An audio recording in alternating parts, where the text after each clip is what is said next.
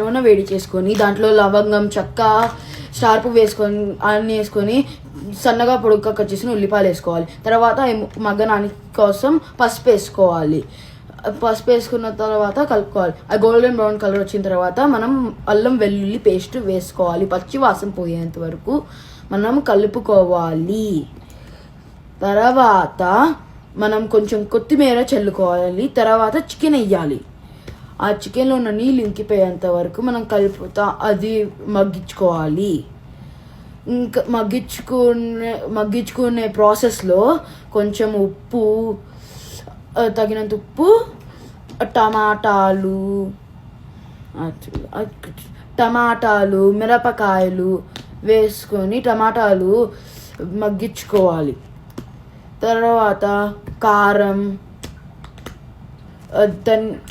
వేసుకొని కలుపుకొని అది కర్రీ మసాలా, గరం మసాలా వేసుకోవాలి.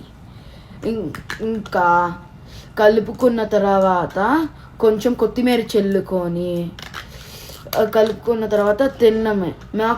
మేము నిమ్మకాయ పిండుకున్నాం. ఆ క్లిప్ మిస్ అయింది, కానీ నిమ్మకాయ పిండుకుంటే అదిరిపోద్ది. ముక్క కూడా జ్యూసీగా వచ్చింది, నిజంగా బాగుంది. నేను గోలీషోడాతో తింటున్నాను, ఇంకా అన్నంతో తింటున్నాను. మీరు దేనితో అయినా తినచ్చు, బాగుంటుంది.